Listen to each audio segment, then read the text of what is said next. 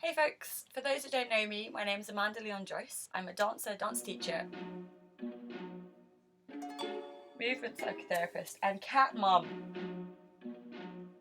Cat.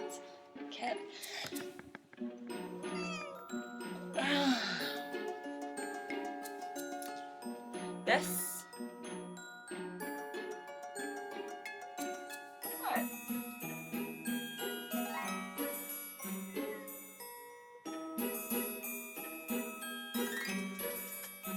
is Delta. I founded Irreverent Dance, which is an LGBTQ body positive accessible dance studio for adults, and recently a number of my point students have been asking for a couple of exercises they can do at home. So today I'm going to show you one such exercise. I'm filming this in a bedroom to prove that you don't need a special floor or a bar to have a go at this one, but you do, however, need to have progressed beyond beginner's stage. And if you are not my student, I would always suggest sharing any video you see on the internet with your teacher before going along with it at home. Only your teacher can tell you if this is the right level for you and if this is compatible with their teaching. As always, point is not comfortable, but you shouldn't feel like you're actively in pain. If anything feels like it goes ping or clicks, stop right away, but sensations of pressure, muscle aches and mild stiffness are likely normal.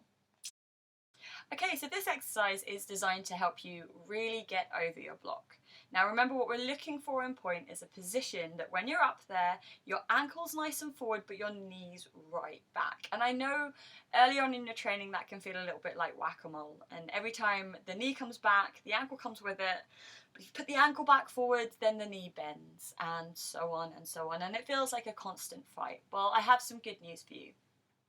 This is one of the areas that really does respond to practice. This does respond to work, and you can learn it. So you don't need anything special to have a go at this exercise. I've just got my point shoes here. I've got a reasonably flat floor, happens to be carpet, but because I'm not turning or anything, that friction's not going to provide me with a problem today. And I'm going to use this dresser here, the top of which is about the right height for me, to be my makeshift bar.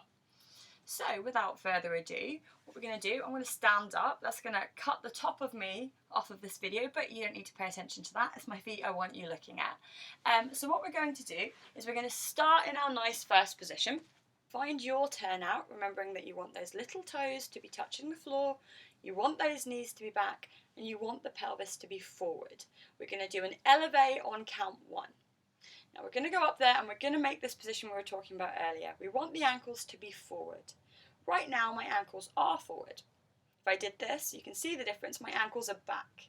They're no longer in line with the muscles of the leg. So you're going to push those forward, and at the same time you're going to let the knees stay back. So you don't want a position where the knees are straight here, all the knees are bent there. You kind of want to have a position where the ankles are forward and the knees are back. And we're going to show that on count 1. On count 2, we're going to drop one of our heels. So I'm going to drop my left heel, this one, and you're going to watch what goes on with my right foot here. It's going to go through. So I'm extending that arch. Then we're going to bring the left foot back up, keeping this position, not letting the ankle come back at any time. So we're going to keep that position forward and make the ankle join it, bringing that knee back. Then you're going to drop this heel, letting that one come forward. Brilliant, and then you're going to bring that knee back, bring that ankle back. So everything is coming back in line up there.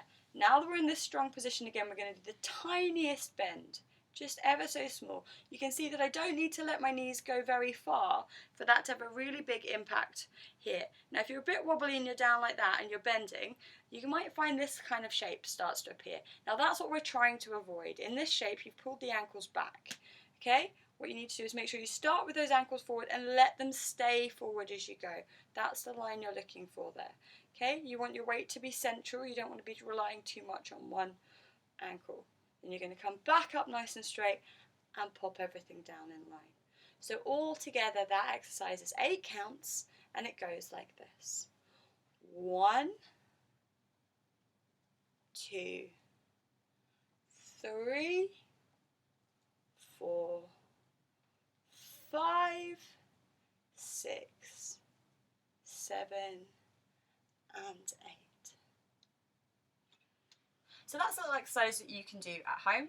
I would suggest trying that in reps of 4, taking a little break, seeing how the muscles of your ankle and your toes are doing, and if everything feels good, you could do another set of 4. If you have any questions or comments, you can pop those below. And if you liked this, click like so that I know to keep making them. My name is Amanda Leon-Joyce, and this was the first of hopefully many ballet bedroom tutorials. From me and Delta, happy practice. You can.